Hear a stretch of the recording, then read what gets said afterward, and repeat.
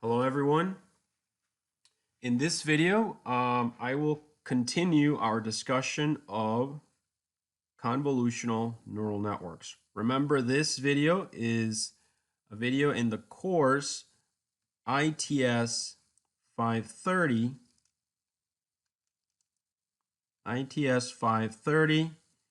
Tech 581, which is the graduate level applied deep learning.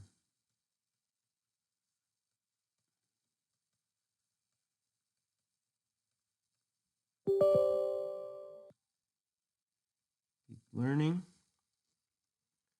So this is the course for Thursday, this is the video for Thursday, March 26, 2020. Okay. And I'm Professor Calix. Oops. And I'm Professor Calix, your instructor. All right, so as I said in the video that we saw on Tuesday, I introduced convolutional neural networks, or I went over that topic. I kind of gave the intuition, a little bit of the theory. In this video, we are going to start looking at the code. So I'm going to start where we left off by creating, the architecture of the convolutional neural network. And then we are basically, in this video, we're going to focus on the code in TensorFlow and how we can basically implement our architecture using Python and TensorFlow. Okay, so I'm going to switch over to the book.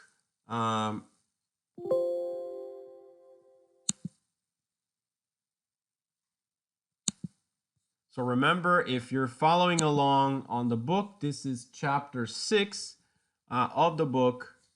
I have that open here already, and you can see, so we're on chapter 6 of the book. This was the architecture that we had defined for the initial diagram. So if you remember, we're using the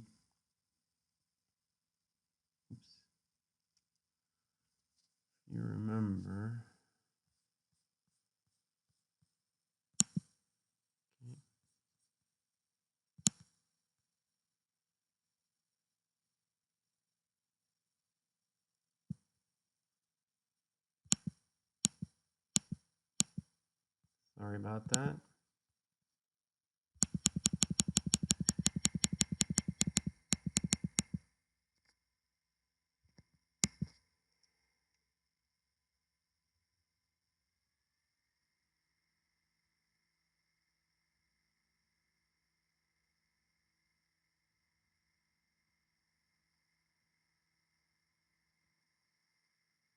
Okay, so if you remember, we are using the MNIST data set. So we are using MNIST here. Okay, and we also specified that we are using only grayscale images. Therefore, our inputs are going to be 28 by 28 by 1. Okay, so that was one of the first things that we discussed previously. Okay, so that basically means that our input layer is going to be 28 by 28 by 1. Now, on the other end, at the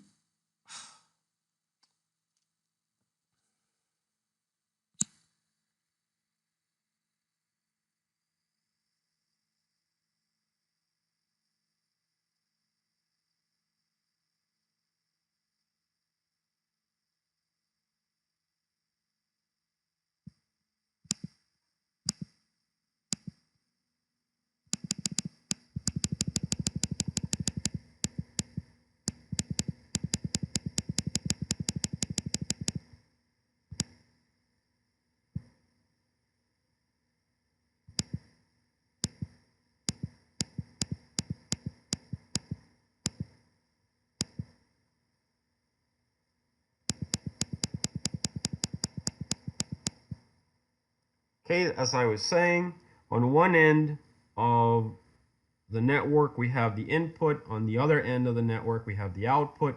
which in this case is going to be the classes. All right, so the class vector, and if you remember in MNIST, the class vector is a one-hot encoded vector of 10 neurons. Okay, so in between, we define that we're going to have one convolutional layer. First, let's call it convolutional layer 1. Then we're going to have convolutional layer 2, and then we're going to have the fully connected layer. So there's basically 3 layers. In our previous video, we also described that actually a convolutional layer is made up of the convolution itself plus a max pool operation. So there's actually 2 functions that go in place there. So each one of the convolutions has both operations. So we talked about how we're going to process the data. Our dimensions are going to be 28 by 28 by 1. We're going to apply 16 filters to that image, and that's going to give us now 16 new outputs, except that because of the max pooling, if you notice, we're going to cut the images in half. So whereas before they were 28 by 28, now they're going to be 14 by 14. This input, the object that is 14 by 14 by 16, will now be run through 36 filters. Okay? And the output of that will be reduced to 36 output. So you can see that there. So now we're going to define that our output is going to be 36 images because there are 36 filters. And we're also going to cut the images from 14 by 14 to 7 by 7. So we're going to end up with a new object, new output of 7 by 7 by 36. And then that object is connected to a fully connected layer, which is 1024. Okay, 1024 neurons. Okay, and then this network will be connected to the network that is 10 neurons there.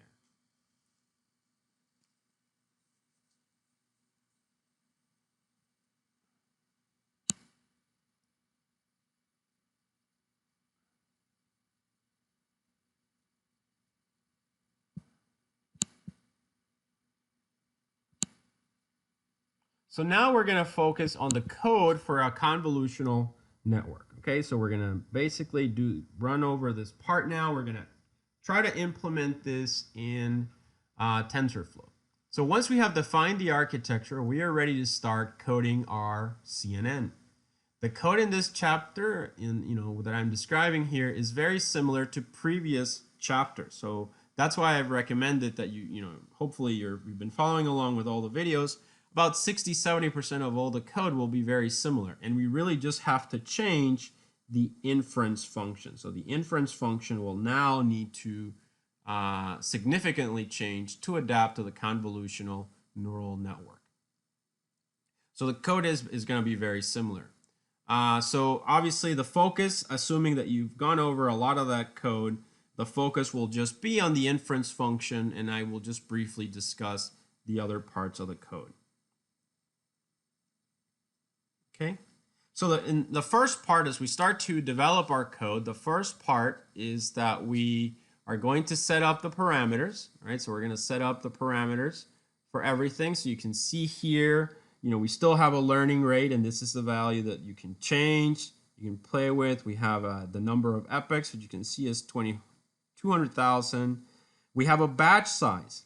Right, and a batch size is important because remember, we are reading MNIST images. So every batch we're going to give, the neural network, we're going to give it, 128 images. So imagine, one image, second image, third image, fourth image, 5 image, and so on. So now we're giving it 128 by 784, except that if we haven't flattened the image, you can imagine that this, instead of looking like a matrix, it's actually a cube. Right? So you can think of it as a cube where every layer is 28 by 28, the next layer is 28 by 28, right? The next layer is 28 by 28, the next layer is, and so on, right? So it ends up looking like a cube instead of a square. Okay, so that's an important aspect. So that's why, again, you know, TensorFlow is called TensorFlow because these are tensors. All right, so here we define the batch size to be 128, and we're going to have a little parameter display step, which basically means that every time we want to print out the graph, you know, we can take 10 steps and take a look at it. All right, so that's the first part of our code, just defining that. Okay. Additionally, we're going to define, you know, we can define the parameters for the input layer and the output layer. So in this case, you know, as you know, MNIST is 28 by 28. So if we flatten the images, you know, then they're going to be 784. So, you know, so each image has a shape of 28 by 28. And you can see we specify a parameter and input of size 784. For the number of classes is 10, so that's pretty self-explanatory. And then there's this. This is a new concept that I'm going to introduce here, the dropout. And for now, I'm not going to go into the theory of the dropout, although we're going to use it because it does help out as your models become more complex. Using things like the dropout do help. So all we're going to say is that I'm going to define the dropout briefly later, but for now, just keep in mind it's basically like a probability. And it's, you know, it's quickly defined. It's the probability that you will keep a neuron. So it's this idea that, you know, when we're training and we're learning things, you know, we're learning, okay, connections here, right, to the, you know, from a previous set of layers. We're learning this connection and that connection and that connection and all these connections. Well, you know what? We don't need to keep all connections. What if we just dropped a few of them? What would happen? And so that's kind of the intuition with dropout, is that you're telling the algorithm as you're training, you know what, don't keep all the connections that you've made, drop a few, kind of randomly, probabilistically speaking, and it's once again to help the model to learn with less, which is, as you've probably seen, is a very common theme in deep learning. All right, so we'll see the use of that, but just keep in mind that for now we've specified the value to be 0.75. And as always, remember, you know, you can always check the literature for what value to use, but usually you can, by trial and error, you can always figure out these values. All right, so now most of the parameters defined in this section are similar to parameters we have used in the previous chapters. The only new parameter is the one I just defined, which is the dropout. The dropout is a parameter for a technique first defined by Geoffrey Hinton. You should know who this person is, the grandfather of deep learning, right? One of the most important people in deep learning. So dropout is, you know, dropout is a technique that helps to perform a better optimization during the weight search. And I already kind of described how it works, but you can define it formally as that. So it's a technique that helps to perform a better optimization during the weight search. All right, let's keep going. So now, as you might imagine, with convolutional neural networks, you know, and with deep learning in general, we always had an inference function, then we had a loss function, then we had a train function, test function, and then at some point the main loop, right? So those are the main places where things change. The main loop, actually I'd say the loop. In this particular case for CNNs, these functions stay pretty much the same as any other function, you know, from logistic regression up, but the inference function is actually going to be, you know, is going to change. As you know, the inference function is where we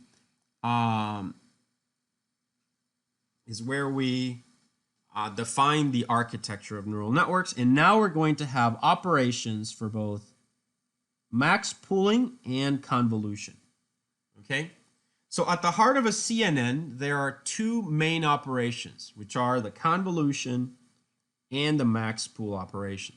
The convolution code can be seen below, and we're going to look at that. And what this basically means is that we need to define now within that function other functions, and those other functions are going to perform the convolutions. So if you remember, and I'll remind you, we talked about a convolution as a type of multiplication with constraints, a special kind of multiplication that allows you to take the image convoluted with a filter. So this could be 28 by 28, and this could be 5 by 5. And then we perform a type of sliding of this filter over and over and over and over and over and over, all over the filter, until we basically take the original image and we modify it or map it to a new output. So we take an input and we get an output. And that usually is, you know, this equation. So this equation plus the bias that we learned before is exactly the same operation, because this x is that, this w is this one, and then this y is that, plus some bias. Okay, so that's really what we're going to do here. But now, and I explained this extensively in the previous video, obviously, so you can just take a look at that. All right, so that was just a reminder. So the convolution code can be seen below, and as can be seen, it takes the x, which will be the image, and a w, which is basically the filter that we have to learn, and performs now not a multiplication, but a convolution operation. Okay? And that convolution operation, as I said, is associated with the filter striding through the pixels, right? So it strides through that pixel, then that pixel, and so on. And so we need to provide the strides parameter, which defines how the filter, so here's the definition. So the strides parameter defines how the filter will slide across the image. All right, so the idea, does it stride for every pixel? Does it stride for every 2 pixels? And so on. All right, so how are you modifying the image? And again, I explained this in the previous video as well. Okay, so let's take a look at the code. So the code should be pretty similar to what we've looked at before. This is just a function for so it's the convolution operation. Notice that it takes as inputs x, w, b, and strides, right? So in this case, you can assume we're going to do every pixel because it's a 1, so every pixel. All right, so if you take a look, this is the image, the filter, and then a bias to modify the output image. So let's start at the first place. Notice here we perform the operation itself. So we use tfnn conv2d. So this is the built-in function for, that's the built-in function for convolution. So whereas before we had we had tf matmul, so now let's just look at it this way: tf matmul has been replaced with tf nn conv2d, right? So it has been replaced by that.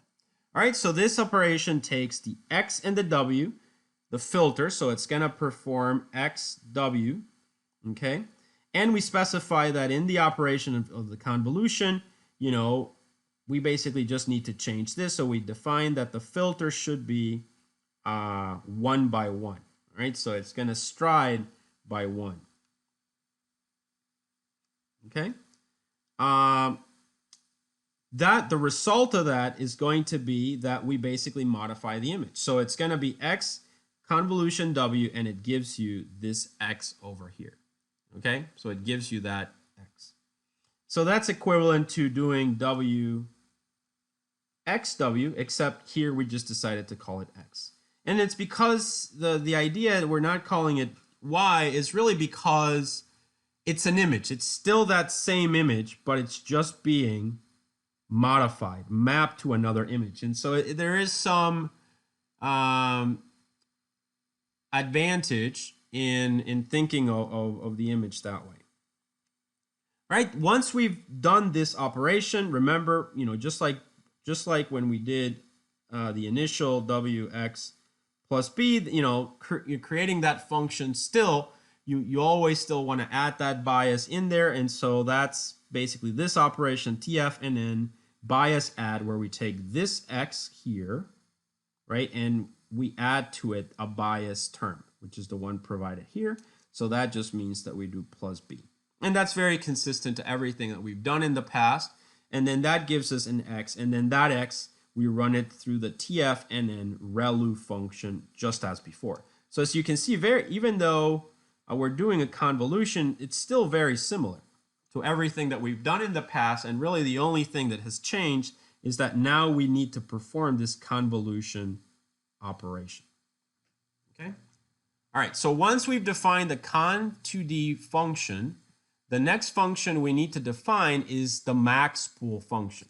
All right, so in this example, so now we define the max pool operation, and that's a similar function to the previous one, except that, remember, the purpose of this function is really that if this is 28 by 28, we're going to specify a factor, and then now the output, let's say we specify a factor of 2, so that means that we're going to cut it in half, and that means that the next image will be 14 by 14. Right? So the max pool operation is used to downsample the images. For instance, in the case of the MMIS images, which have a size of 28 by 28, every time the images or their filtered equivalents, because you can do max pooling in multiple layers, not just in the first layer. So every time the images or their filtered equivalents pass through a max pool function, the result is that the image is reduced in size. Okay, so the image is reduced in size. So during the first convolutional layer, for our example, the filter images will be downsampled from 28 by 28 to 14 by 14. And this, so now we can take a look at the max pool function here. So we can see we define max pool 2D. That's going to be the image that we give it, and then just defining the factor that we're going to use, which is a factor of 2. So all we have to do is use the built-in TensorFlow function, tf_nn max pool. This basically takes in the image, okay, and then all we have to do is specify the k value there, which basically indicates, the factor by which we want to downsample the image.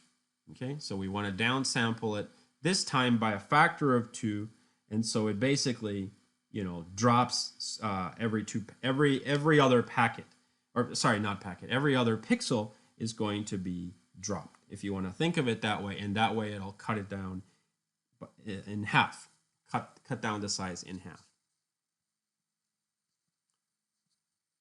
Okay, so now that we've defined the functions that we're going to use, we can consider the fact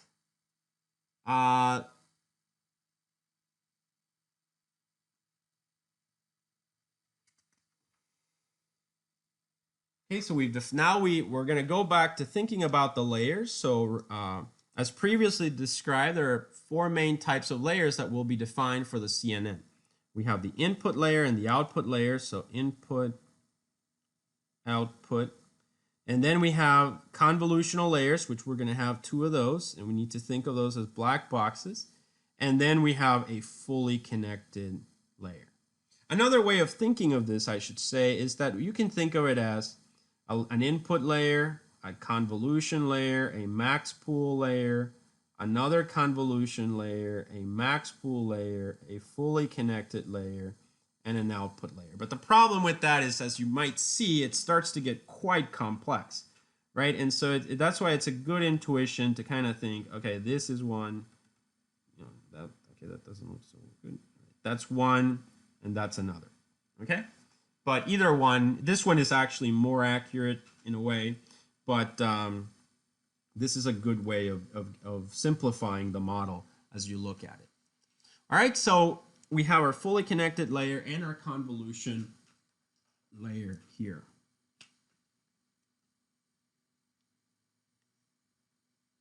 So these layers are the key components that help to connect the outputs of one layer to the inputs of the next layer. And so now we're going to proceed in the next section to create these layers with our functions and that way create our architecture.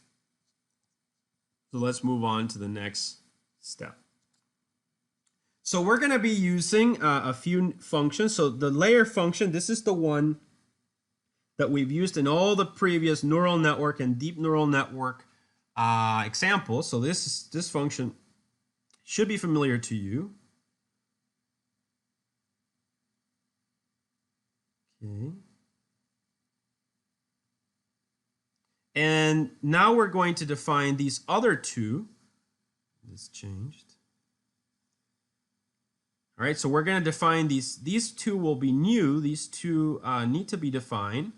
Okay, so we're going to define a conv layer, and this conv layer will basically use the two previously discussed functions, convolution and max pool. So we're going to use those two functions inside conv layer. And then we're going to have a fully connected layer, and this one should be very familiar. It's just like a regular neural network layer. Okay, so these are the new functions that we're going to need to define for our example. Okay, so let's go ahead and just take a look at the layer function. As I said, this is pretty much the one we've used in the past. So let's take a look at it. So if you can see, define layer, okay, takes in an input, the weight shape, and the bias shape. So this should be familiar from before. That's exactly the same function. The weight matrix that we define here, this weight matrix, is basically a TensorFlow variable. So we need to define, we're once again creating the y equals wx plus b, right? So that's what we're dealing with here.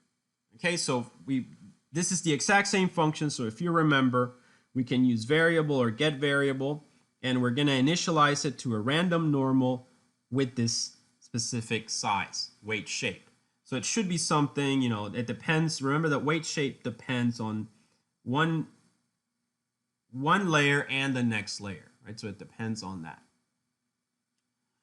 So we will need to define that shape once we know exactly where we're using it in the architecture. The next variable is the bias, and you can see we can define it as TF variable, TF random normal, and then with the bias shape, which is usually this size, right? So you remember that as well.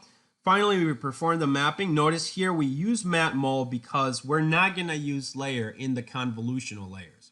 We will probably use this in what? In the fully connected layer. All right, so here it'll take the input, whatever it is, times a w, which is what we just defined here. That creates a mapping, and then we take mapping and the bias, and they are added together to provide or give us result. And then finally, we return result here. All right, so that's just exactly what we've done before. Then we move on to the next step, which is this one.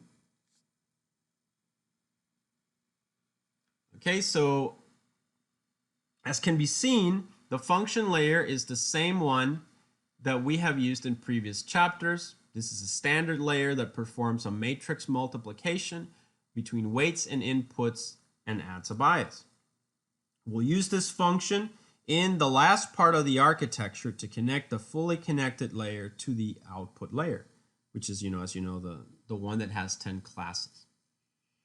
The weight shape and bias shape parameters will help to define the dimensions of that layer as we get to it. Now, to define the convolutional layers, we're going to need to create this function. Now, this function will take an input parameter and a weight variable, okay? But now this weight variable will be a little bit different. And it performs a convolution operation, so it won't perform a matmul, right? Instead, now it's going to do conv2d, right? That's our new operation. So, right? So we're going to use that, we're going to here, and here it is. We're going to perform a convolution operation using our previously defined function.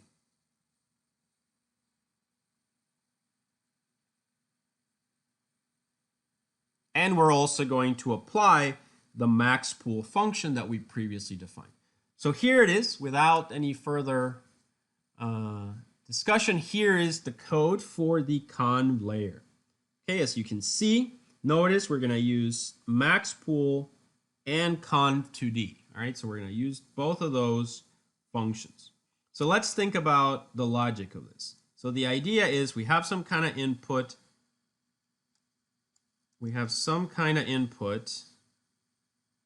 It kept doing this, and I get now why the document changes. Okay, so let's do it over here. So we have an image, and then we have the filter, right? So that's what we want to do. I want to use some kind of other symbol for convolution. So let me, I'm going to use a star with an X. I really need to think about that, what to use. But let's do that for a convolution. Okay, so that, remember, this is what we're going to do there, except that we also want the image to be half the size now, right? So it's going to be half the size. So this filter should be, I don't like that symbol. You know what? I'm going to use this, more elegant. Nope. Don't like that either. How about that for convolution? Okay, so we're going to use that. And then I have a little filter there. And then, so keep in mind, the output is about half the size. Okay, so that's the operation that we're performing, except that additionally, to complicate things further, remember that we're doing this not on one image at a time, but instead we are doing this in batches.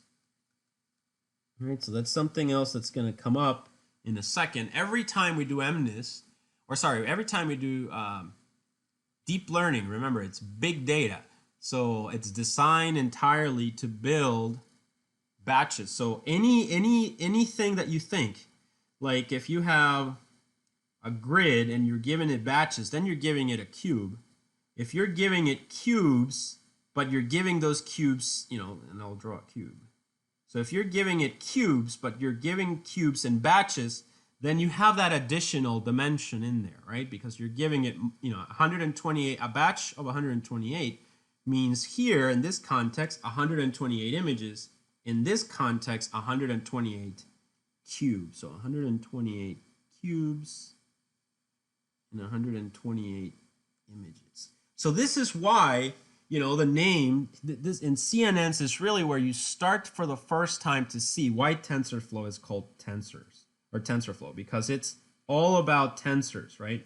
And tensors are, you know, a cube of 128 images or a hypercube of 128 cubes and so on. Anyway, but that's kind of digress. Let's go back to the simplified version of this. This is what we're trying to perform here. Okay, so the conv layer function will take the input, let's say this one, and we have a weight shape and a bias shape because there is that additional bias, right? So you're adding that bias in there. But let's say plus bias. All right, and so the weight shape, we need to define this, we need to define that, but basically we're going to create a W. So this W here, that's that. And it's going to have a weight shape that we define. We're going to say that the initial data is random normal, and from there it's going to learn. So it's a TF variable or get variable. All right, then we're going to create the bias. So we're going to create the bias variable. So TF variable, that's also random normal, and that's a bias shape. Okay, so that's going to be a bias shape. And then now we're going to use our conv2d operation, right? That's the convolution. So here, instead of matmul, we're now using convolution. We take the input, this one, take the W, that one, take a bias, that one, and then that gives us basically, you might want to think of it that way, right? and that gives us the final conv, which is this one, except that I didn't include in this analogy. Actually, so let me redo that, because the way that the code is written is a little bit different. So I'll repeat that. So again, so we're performing the convolution. So really quickly, so we have the input, right? And then we have the W's that we define already. So in this operation here, think about it. We're going to perform a convolution between the input, and the input is going to be this one. And then we have a W, right? And that's that W. And then, that gives us actually an image of the same size plus the bias. And then we're going to add that bias, and then that's going to be conv. And then that conv goes in here, right? So and goes into the max pooling operation conv, and then max pool will cut it in half. Okay, and so the output now will be, let's say 14 by 14, whereas before it was 28 by 28, and so on. And so that's the basic logic. And so once we've done conv max, that's the output, and we have performed our first convolution. Okay, I hope that's clear. And so now we are ready to move on to the next step.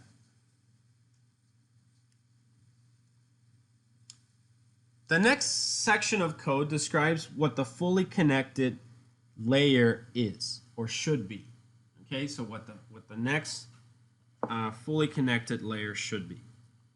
So notice that here I've written out, so the shapes here are pretty important. Right, so the next section of code describes the fully connected layer. This layer reshapes. So we're going to have to get into reshaping things, and that's one of the difficult parts. So this is one of the difficult parts when dealing with TensorFlow. All right, that you have to reshape things. You have to reshape the dimensions, etc., to be able to process your data.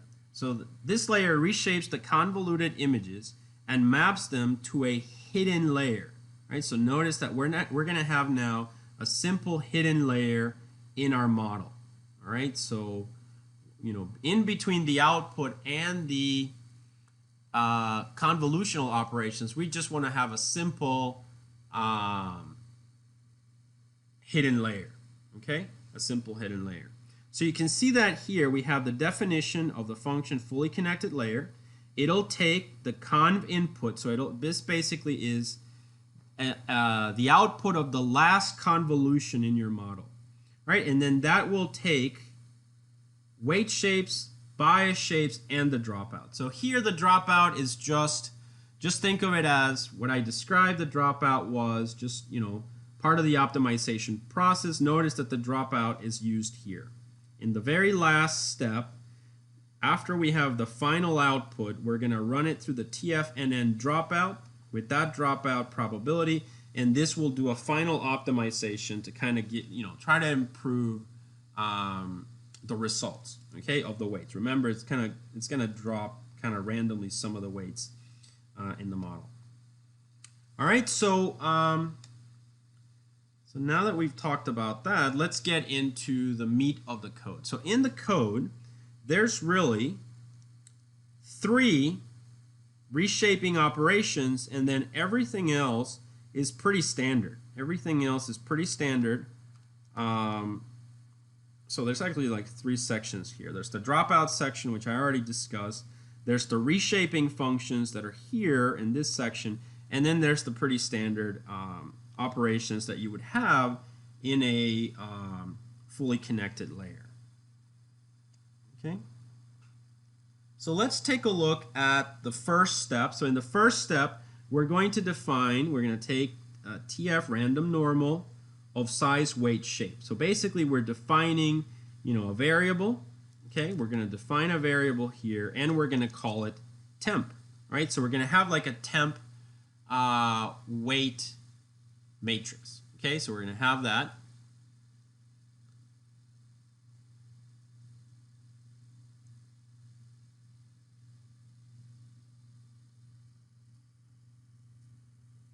And the input to that weight matrix is going to be FC weight shape, where FC weight shape needs to be provided here. So this is a critical parameter that is very much dependent on the architecture of the model. So in this case, it's going to be the shape of the last, it's going to be the shape of the last convolution to the hidden layer. All right, so if you think about it, if we go back to our diagram,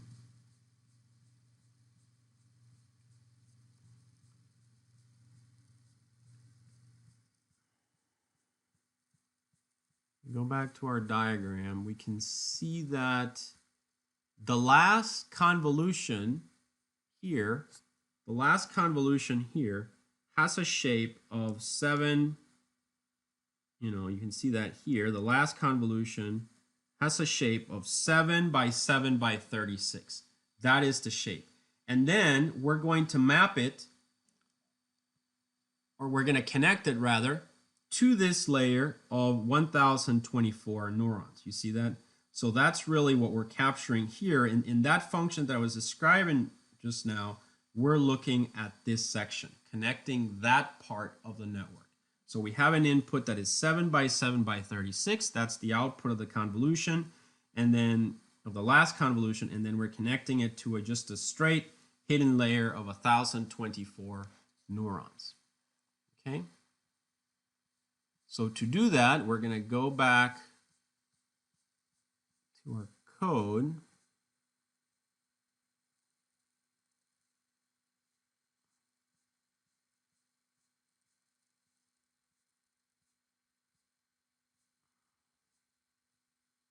Right, so this is where we are.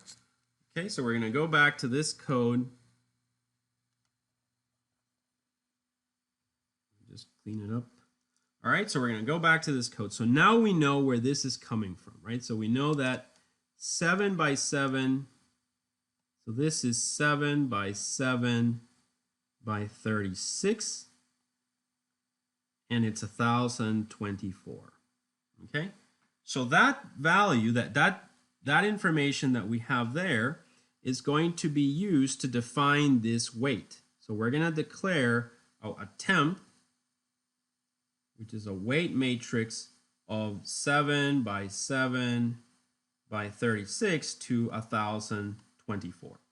Okay, so that's the first thing.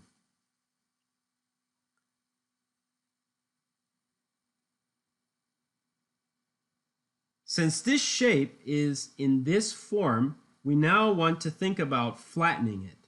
All right, so to do that, we're going to take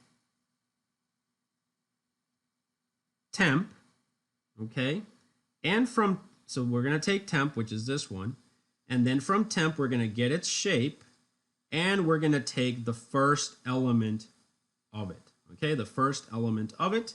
All right, and that's going to be the 7 by 7 by 36. And we're going to take that element and we're going to create a new shape that is going to be, so if we do the multiplication there,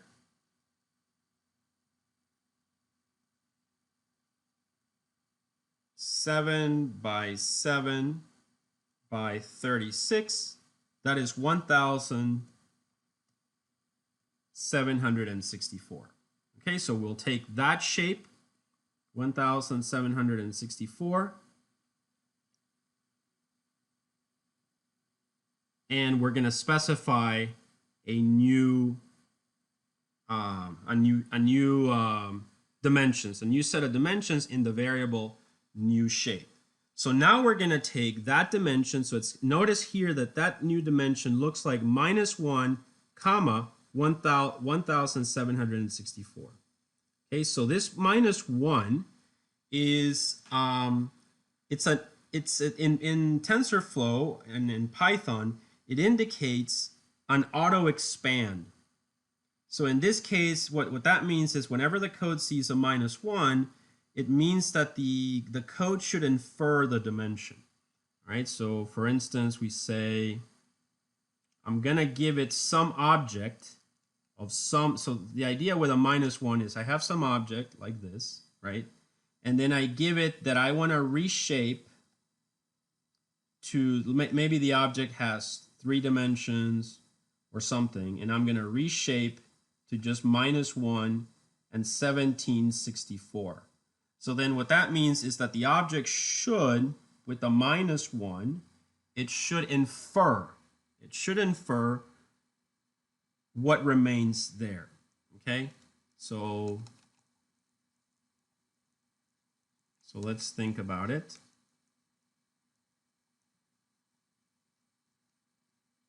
Okay, so in this code, we created a weight matrix of size 7 by 7 by 36 by 1024. So that's done.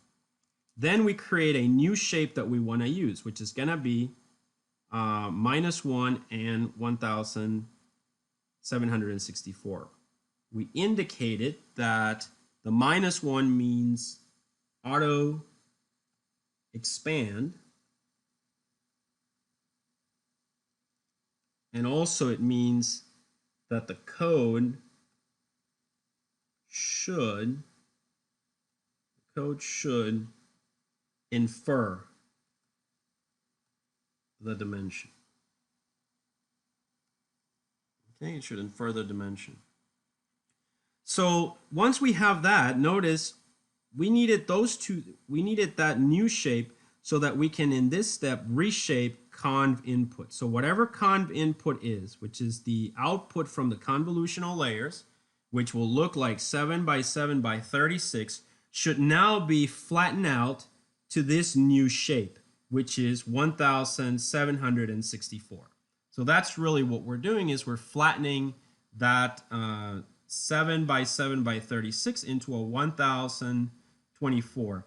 The -1, it seems confusing here, but the reason is because the -1 represents that the data might be in batches, right? So remember that you have data in batches. You're reading 128 batches, so it's going to infer that there should be 128 inputs there. Okay, so that's basically the idea. So then you take conv input, you reshape it to the new shape, and now you have FC. So FC is let's just conclude that FC is the flattened out version of conv input. All right, now that we are done with that, we can move to the more simple part after the reshaping, where we perform a matmul operation between FC and we create yet another weight matrix here. Or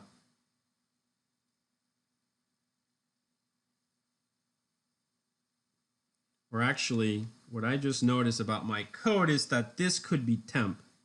All right, so this could have been temp. So I just noticed. I might change this later when we look at the code. But if you look, I have TF variable, TF random normal, FC weight shape, and then down here I have TF variable, TF random normal, FC weight shape, where we know it's basically 7 by 7 by 36, and this is 1024.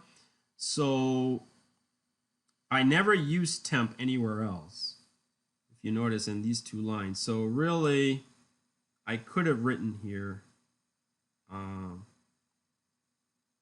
temp in that section. So just, a little error in my book. I'll change that, but basically that's what that means. Okay, so at this point we are taking TF matmul and we take FC times the weight, and that gives us a mapping. Then we take the mapping plus the bias, which is another TF variable, TF random normal. The shape of bias shape would be 1024 in this case. And then that FC runs into the ReLU function, and that gives you this FC, and then finally the FC is run through the dropout. All right, so I think hopefully that explains that equation or that function. Okay.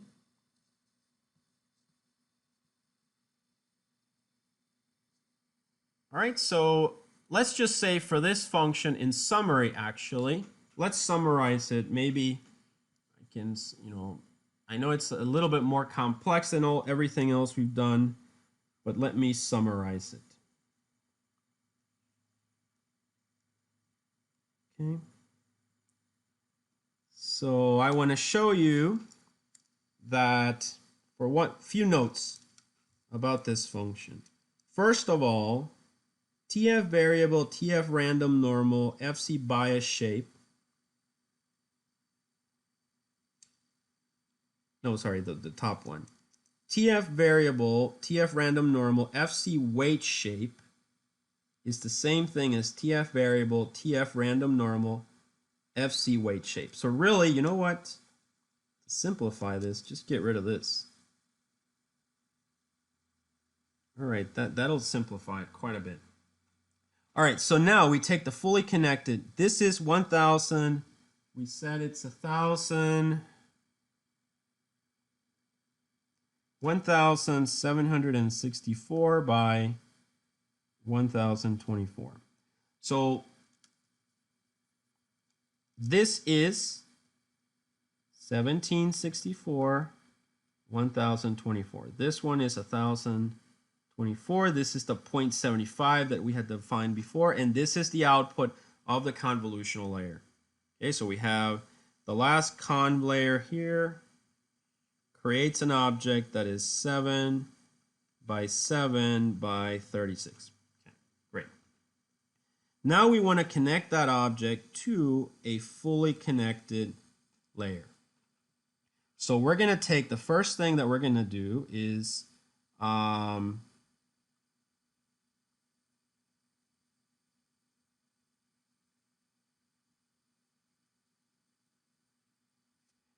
so we can just plug in here. Oh, so the reason I had the temp, I just found it. The reason I had the temp is that I could do this automatically instead of hard coding it. That's a decision that you can make as a programmer. I almost want to say that I would know the dimensions of my convolutional neural network. And therefore, you know what? The reason this, so here's the thing. This code is written in such a way that a lot of things are done for you automatically. The problem with it is that it sometimes it makes it a little bit harder to interpret. And so what I would recommend is actually to simplify this is get rid of this and just hard code here 1,764. You would know what this is, right? Because you know what the output was of your architecture, so you know this is 1,764. So actually, I'm inclined to think of this in this way now. All right, that I want the shape to be provided here, and then here I get rid of this variable altogether, got rid of that one, and just plug in, do the math. You know, if you want to later on make your code more efficient and, you know, faster, you can always do what I was doing here with this step, but for simplification right now, I'm inclined to just leave it as 1,764. All right, so once you have that, then all you have to do is you specify that you want the dimensions to be like this. So you're going to say that the first dimension should be inferred, and then the other dimensions should be equal to 1764. Well, that makes sense because let's say that you have 128 by 7 by 7 by 36, right? That's what you have. That's the output for from the convolutional layer because there's 128 batches. So now when you apply the reshape operation, because you say reshape, and by the way, I want this to be -1 and 1764. Well, what that means is that the new output will be 128 by 1,764. Okay, because there's 128 batches, so the 128 batches remain. Is just that these three dimensions were flattened out into 1,764. Okay, so I hope that makes sense. All right, so that's what we're doing here. So again, take the function. Size is 1764 by 1024. By shape is 1024. We specify that we want to reshape this as this. That's the new shape. Then we reshape it here. We take our input conv input with the new shape. If the shape looked like this, 128 by 7 by 7 by 36, it now looks as 128 by 1764 because of this -1, which can be quite confusing. Now our image, so if I look over here, now my image, or not my image, my convoluted data has been flattened out. So my convoluted data has been flattened out to 1764. Okay, so now what am I going to do? Let's think about it. I'm going to create a weight matrix, W, all right, and that weight matrix is going to be of size FC weight shape. And we know that FC weight shape is 1764 by 1024. So there you go. You're connecting now this layer to that layer. Okay, so I hope that's clear. So you do that, and here notice that the operation here was, the operations here were convolutions, but now this operation here is a matmul operation. That gives you, so this part should be easy now. This gives you the mapping.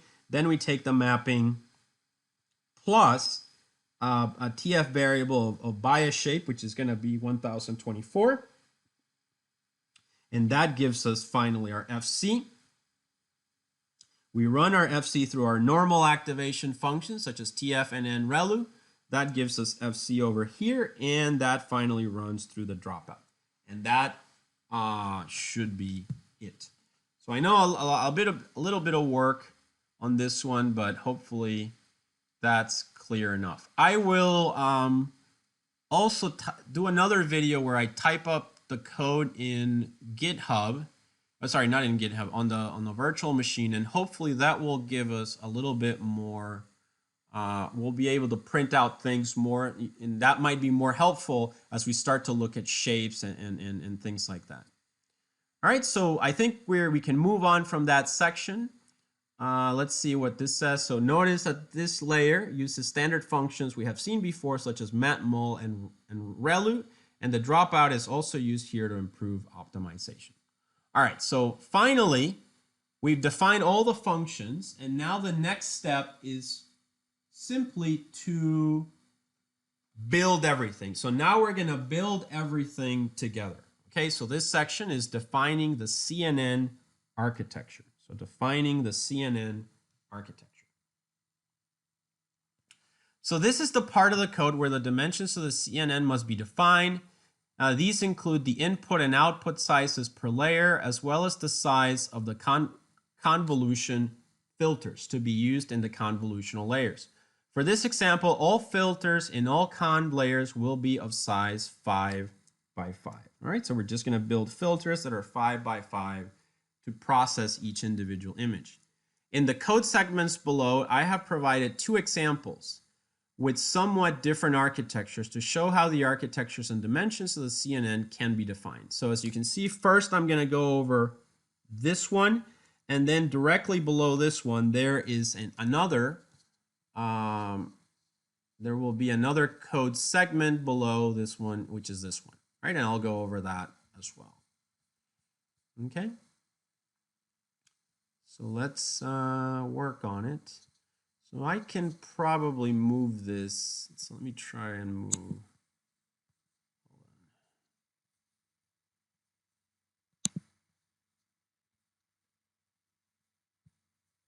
See if I can find my mouse.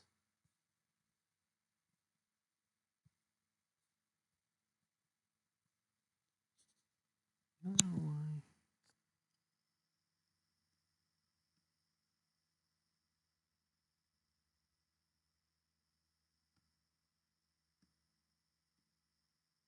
Oh,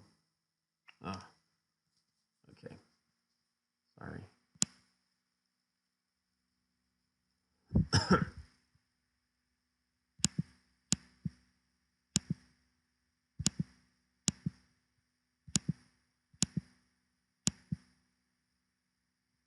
that's the last one.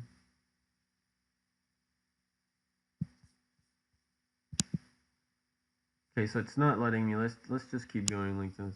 All right, so this is the inference function. Okay, so this is the inference, and I need to change the pens.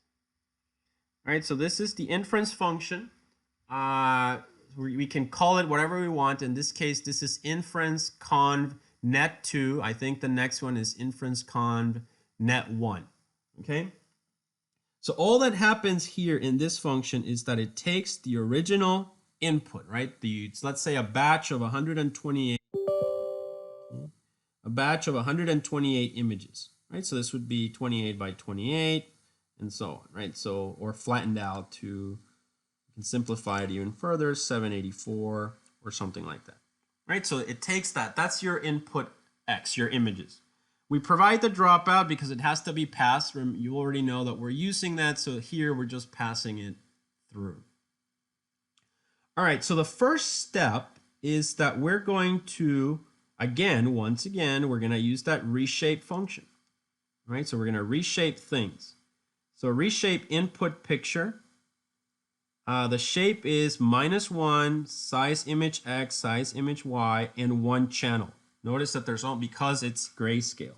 So it is -1, it is -1, 28 by 28 by 1.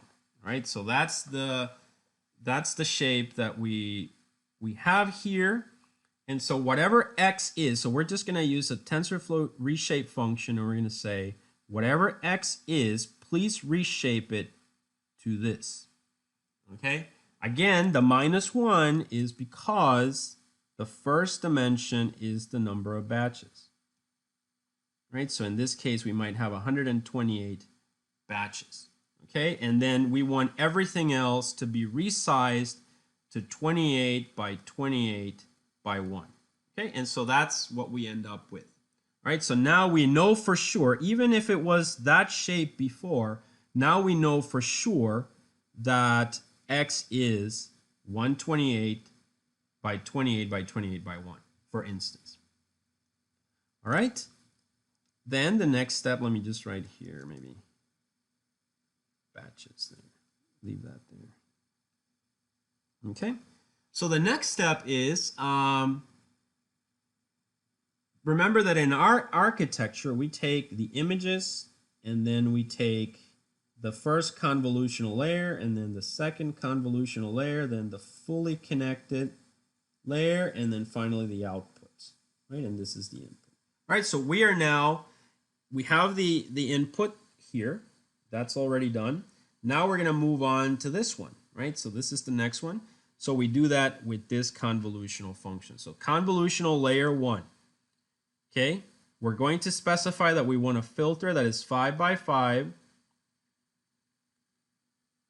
Okay, and we're going to have 1 input and 16 outputs. So we need to specify that in the model. The max pool will, and we already wrote in the code, in the previous code functions, that the max pool will reduce the image from 28 by 28 to 14 by 14. So we don't have to define that here. That's already done. So we called conv layer, the previous function. We give it X, which is the X. And then we need to specify to our function conv layer the dimensions. Okay? 5 by 5 is the size of the filter. We have 1 input and 16 outputs. Okay, so we go to conv layer.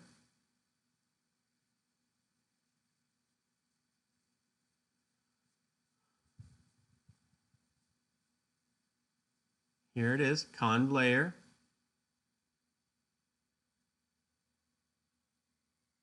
And we specify that conv layer has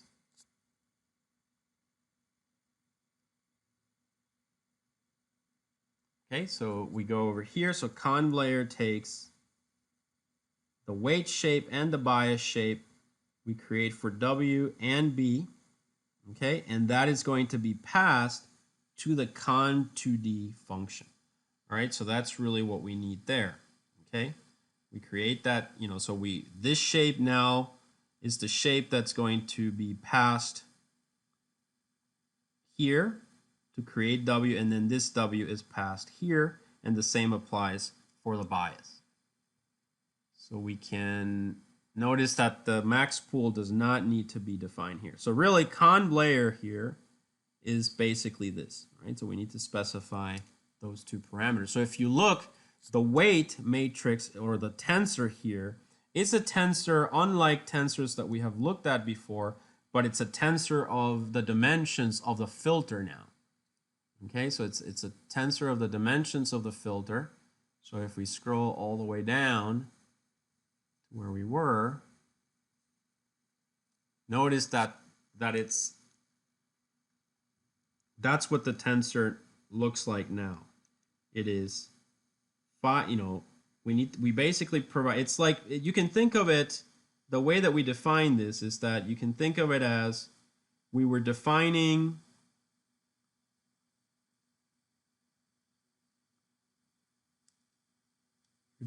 that you're going to have 16 outputs here, one input, and one filter that is 5 by 5. Okay? And then here we're defining that it's going to have 16 outputs. So it's a little bit different than the way that when we define W's and biases, right? So this, because we're applying this to convolutions, the parameters are different. So in essence, it translates to 16 outputs, filter of 5 by 5, and one input. In the second convolutional layer, we see the same. We're going to have a filter that is 5 by 5. Now the inputs will be 16 because there are 16 outputs on the previous layer. So there are 16 outputs on the previous convolutional layer. So those become the inputs of the next layer. And then we're going to say that we want 36 outputs. So that's basically the equivalent of saying that we are creating 36 filters. 36 filters. Okay?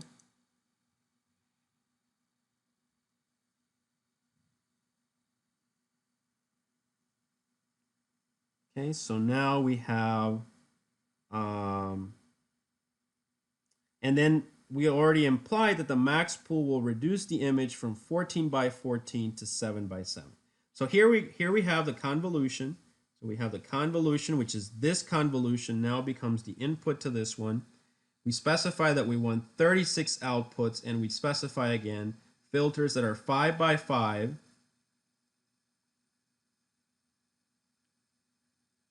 That are 36 outputs, and we have 16 now inputs, right? So we specify that there are 16 inputs that need to be processed here, okay?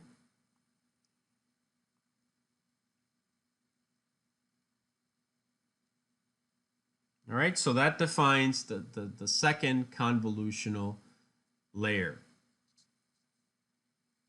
Okay, and then that produces the output conv2D.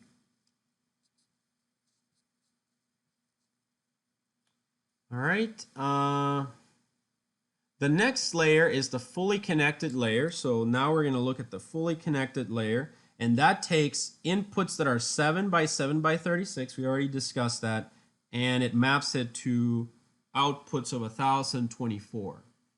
Okay, so we can think of it this way. So we're going to reshape, and we already discussed this. Actually, I'm not going to repeat this. We already discussed this function in detail. We're going to map it to the fully connected layer. So you know the output layer is 1024, and then the input layer we already said was 1794 or something like that. What was it? Let me use the right number. 1764. 1764. So 1764 to 1024. That's what we are mapping to. So in this case, this is the convolutional layer, and this is the fully connected layer, right? And we're mapping the two. All right, so we complete that. So basically at this point, this here is when we take convolutional 1, convolutional 2, those are done. And this FC1, if you want to think of it, FC1 is the connection between this layer and that layer, right? So that's what we're connecting there. And finally, the easiest part of all of this should be the last part. So we have an output layer. So this is output. And output is going to be connected with the layer function. So it's a straight up function. So we're just going to take 1024 here, right? And we're going to map it to end classes, which is 10. And it takes FC1, where FC1 is that one. And finally, we are done. So if you look, we have connected the entire architecture from the beginning, which was X, all the way to the end, which is the output here, or the classes. All right? So the code above uses the function inference conv2d to define the network architecture. The first step was to reshape the input pictures. Okay? The values in the shape parameter indicate that the image is 28 by 28 and has one channel, grayscale. The convolutional layer 1 uses filters of 5 by 5 to process the images. It takes one input from X and outputs 16 processed images. On the convolutional layer 2, we also use filters of 5 by 5 to process the images. It took 16 input images or channels from Con1 and outputs 36 processed images. Right? So these are the parameters that we define. And then finally, the fully connected layer will take inputs that are 7 by 7 by 36 from conv2d and connects them to a layer, a simple layer of 1024 neurons. And finally, the output layer will connect the layer of 1024 neurons to the layer of 10 neurons, or the 10 classes. Okay?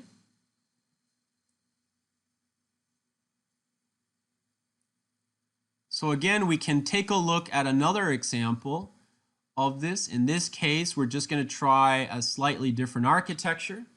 Just to kind of drive I won't go back to the functions. Let's just focus on the dimensions here. So we start with X. We have our dropout. We're going to reshape. So again, for the batch size, right, we take the images that are 28 by 28 and one grayscale channel.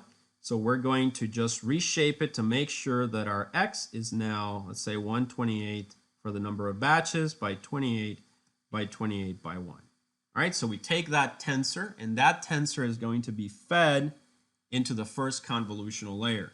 What do we specify in the convolutional layer? We want one input, okay, which is this, one input. Remember, this is just every sample, and this is one input. And now we still want the filters to be 5 by 5, and we're going to create now, instead of 16, notice we're going to have 32 outputs. That's just how it works. You're defining it basically, right? So you can change. So what's important about this contrast between the previous code and this one is that you can try different convolutional architectures. This gives you the freedom to try more filters. So in the previous example, we had 16 filters. So we had one image and we would generate, 16 filters.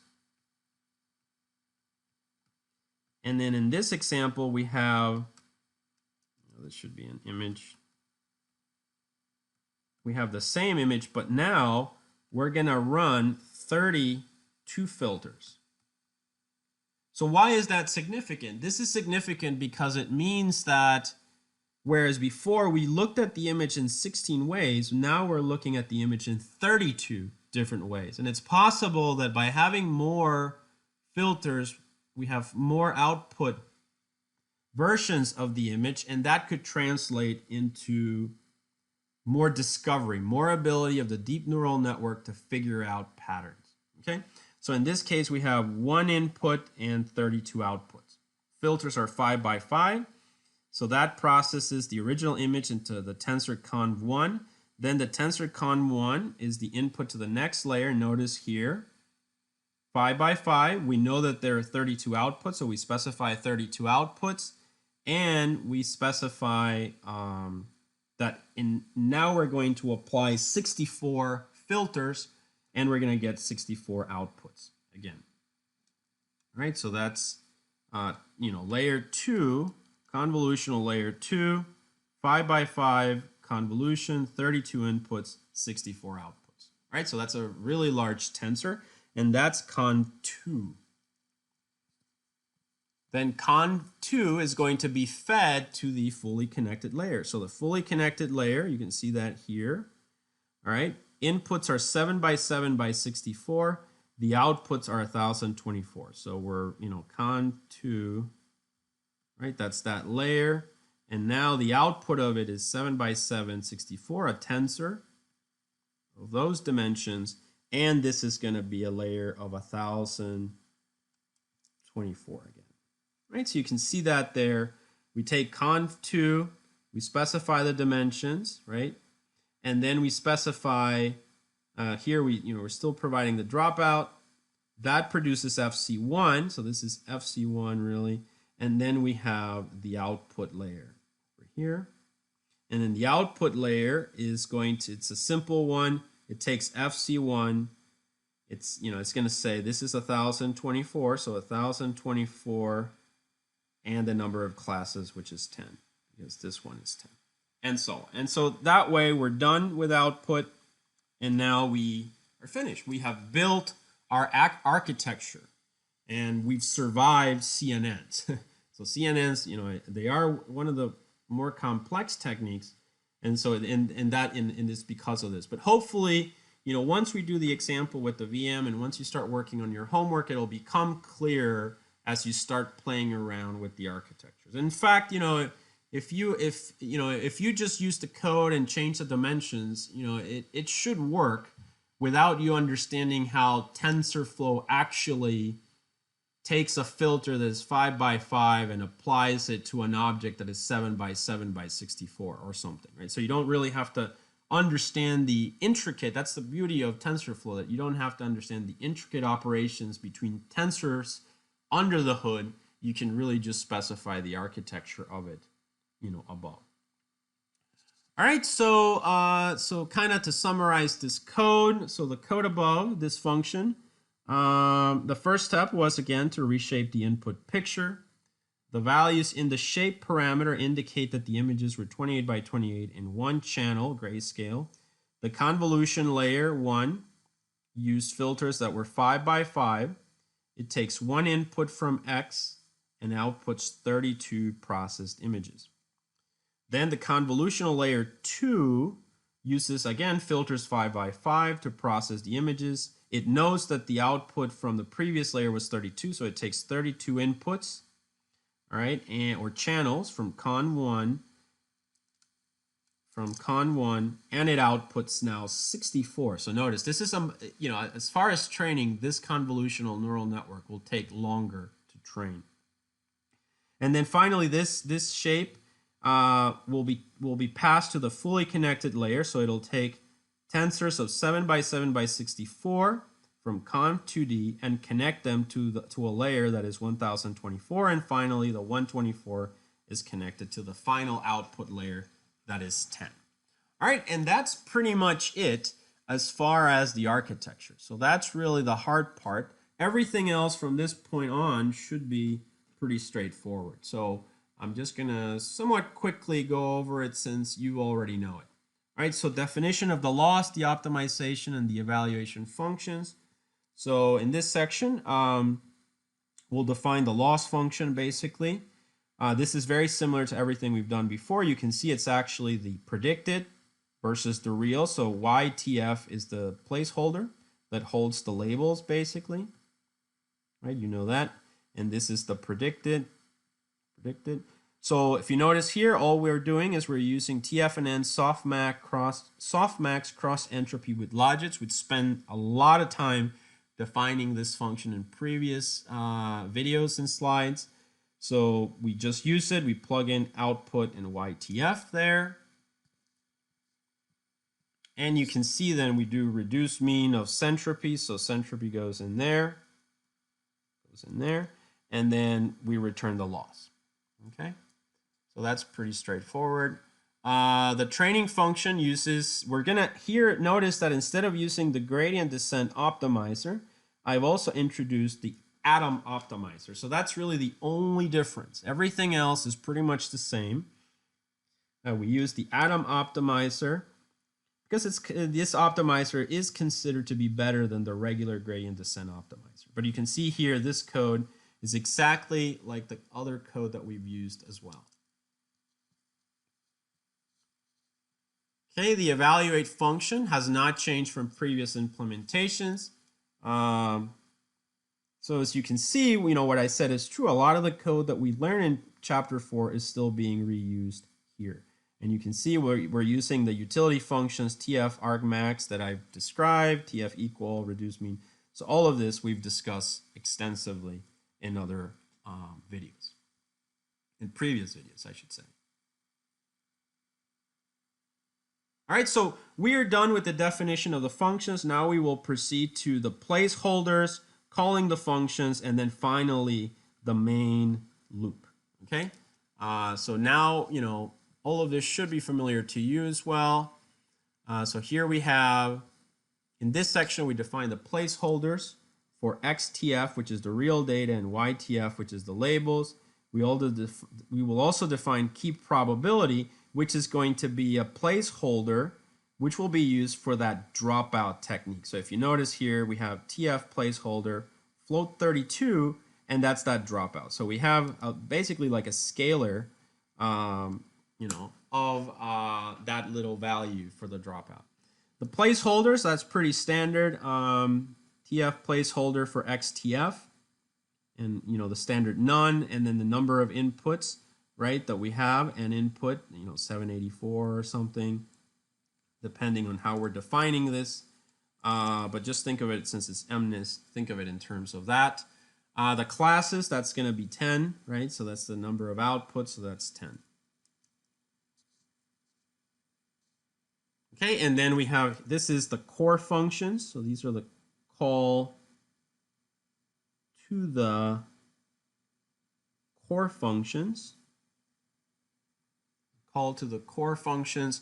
And you can see here, first one is inference con net. So we take XTF, the data, that keep probability, that gives you output. Then output, and YTF, right, are used in the loss function. That generates the cost function, which is run into the training, which uses the atom optimizer to create train up. And then over here, we also have the evaluate. Right, so all of this code is exactly the code that we have looked at before, except that now I am, instead of inference here, instead of that standard inference function we were using, now we're using inference, but connet.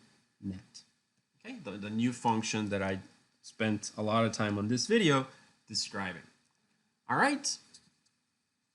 Finally, we are at the end, right? So the last part, these core functions, basically, I should say, they define the architecture, create the equation, and optimize the equation using the loss function definition. Much of this code is similar to what we've learned in previous chapters. Finally, we have two parts left. We have very straightforward initializing variables and the session. Remember everything where we define all those functions allows us to define the computational graph. So once everything in the graph is defined, we can proceed to initialize the variables and create the session. All right, so pretty standard things. If you remember, for us to use our sklearn performance metrics function, we need to take the output, which is one hot encoded, and we're going to use argmax, which returns the index of the highest value in that row, in that dimension, and it gives us this. So remember that YP metrics basically means that if I have labels like this, in YP metrics, they're going to look like 1, oh, sorry, this should be 0. 1, 0, and 2. Right? So that basically, that's what's happening there. And then finally, this section here, we initialize variables, create the session, and then run the session. Right? So that should be pretty straightforward as well.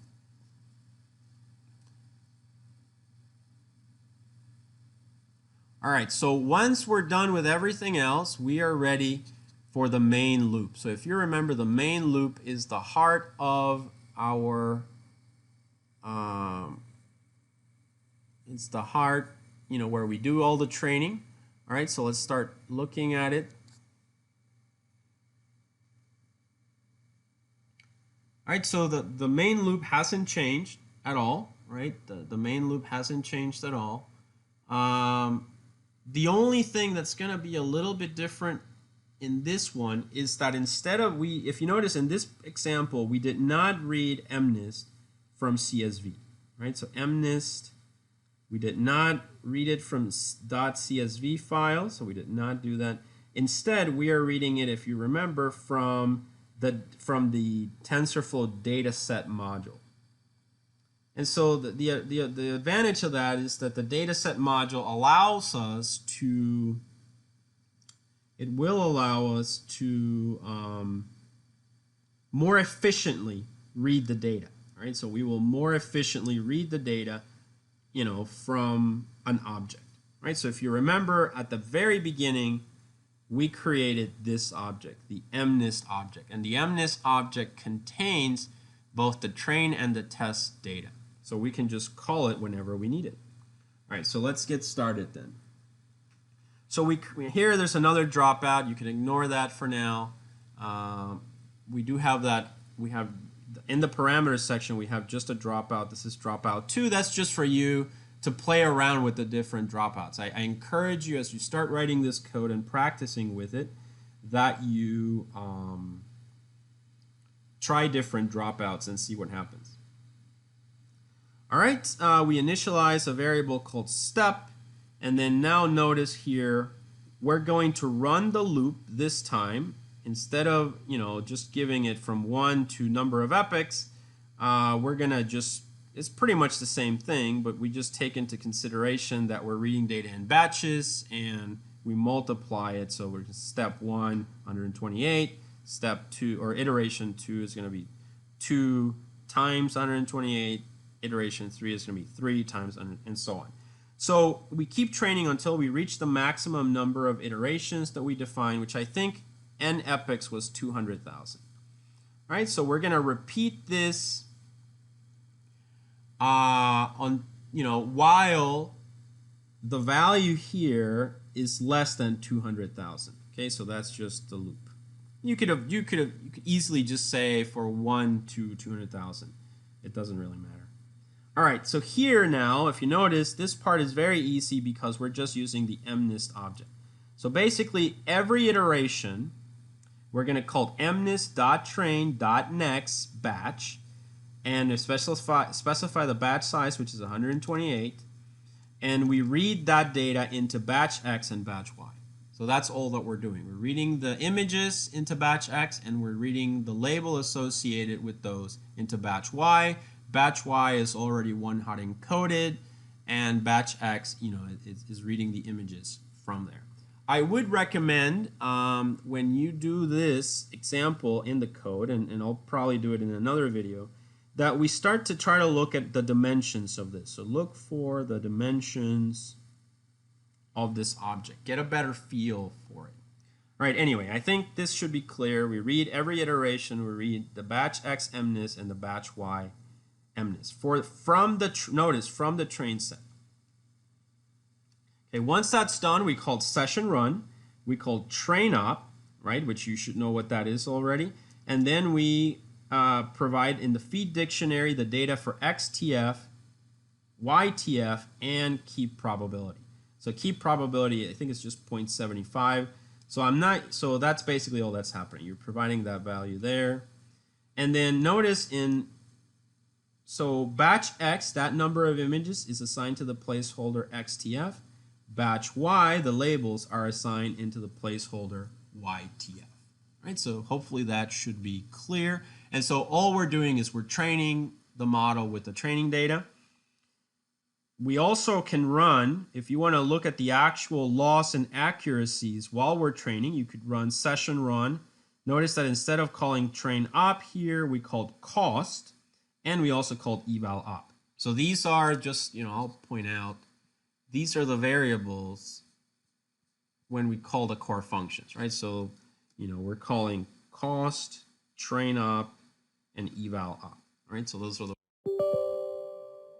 are the elements in the nodes in the computational graph. So we've talked about computational graphs already, so I'm not going to get into that again.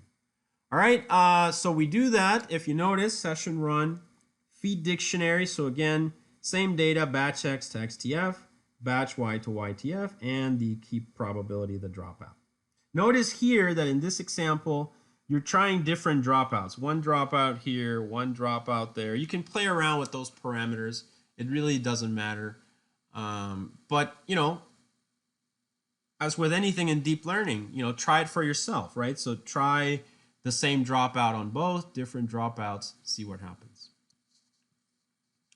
All right, once we've done the training, then notice in this section here, so this section, we are going to do the testing. All right, so now I'm going to call session run, and I call eval op. You can see that there. Eval op, and in the feed dictionary for XTF and YTF, I'm going to provide mnis test images and mnis test labels, right? So now they're coming from the test set. And I just specify that I want just from 1 to 256. So just really I'm evaluating just on those 256 examples there. Okay? Dropout is the same as before, and that's it. So when you run eval op, it's going to give you a result, which is accuracy, if you remember. Accuracy. In this example, this one below is exactly the same thing, if you notice, except that now I have result and I have Y result metrics, right? So Y result metrics, and that's because I'm calling eval op and I'm calling YP metrics. So YP metrics, if you remember, I already described what it is. YP metrics is this, right? So this, and that just takes data from one hard encoded and into that.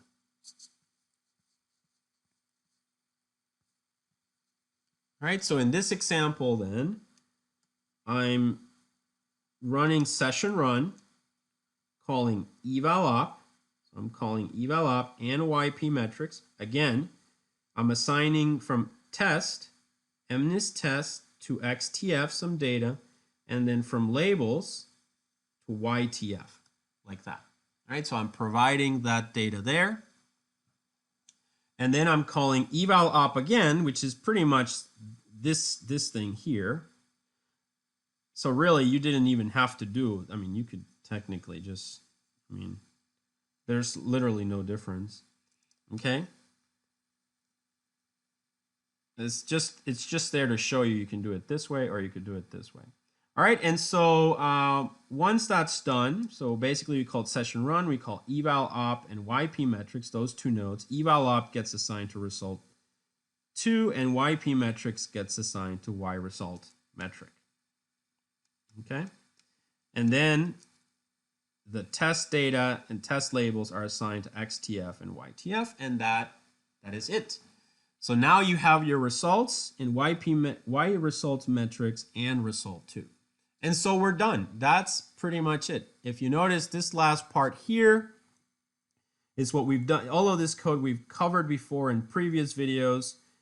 We format the step and the result, and we print it. We format the step and result 2, and we print it. Then we take here the labels, the test labels, right? Remember that they are one-hot encoded, and we convert them by using np-argmax into y-true. So that's again just taking something that is 0, 1, 0 and making it into a 1. Making it into a 1, and something that is 1, 0, 0, making it into a 0. Okay, so that's, keeps doing that. All right, so that's basically what is happening here. All right, and then finally, y-true plus y-results metrics are sent to our very helpful print stats metrics, and that will give you, your precision, recall, F measure, and so on. Finally, this part, we have a step that increments the counter, and every 1,000 iterations or so, we can plot the graph. And this, I'm not going to discuss the plot here because this is something that I have discussed previously in previous lectures. All right, and that's it. So that concludes our discussion of the code of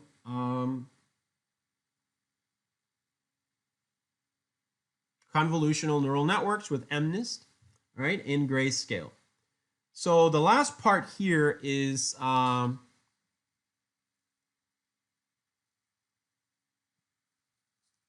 last part here is to show you the results. So once we run the code, the model should perform really well. So I encourage you guys, as you do this exercise at home, that you compare it to the results in this video. You should be able to obtain classification accuracies for the MNIST dataset that are really high.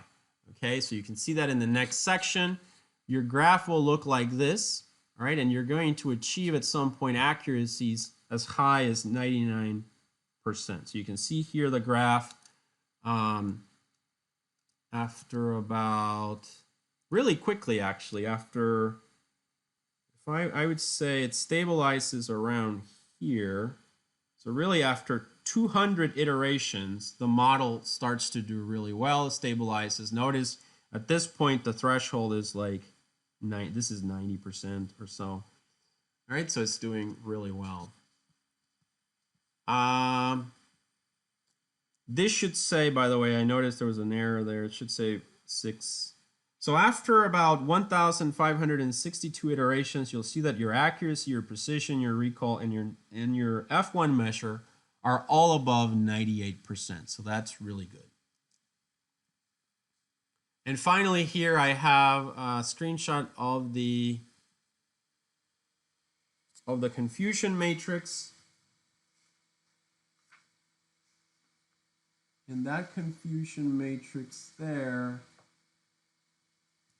I notice it looks a little